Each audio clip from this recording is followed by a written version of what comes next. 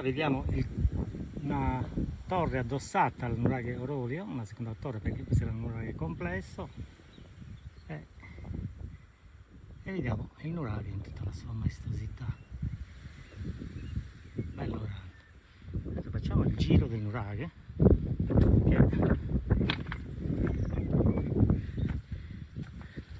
che probabilmente è ancora un altro piano da scavare sotto.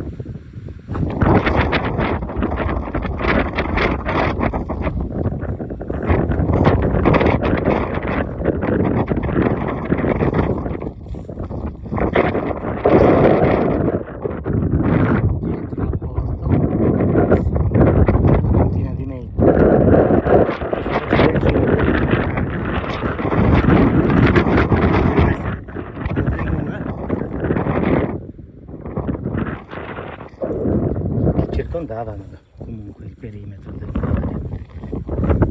Guardate un attimo da qua.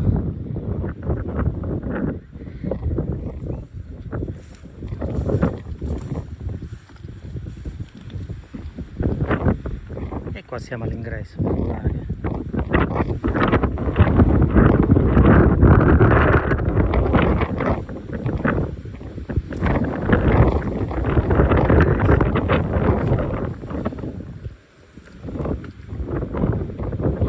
L'ingresso, da scavare ancora, sicuramente saranno un paio di metri ancora giù, la finestrella, e pure ancora al salto, qui con un nuraghe con doppio tolos, incredibile.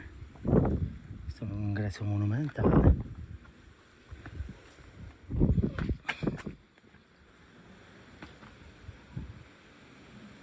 L'architrave enorme.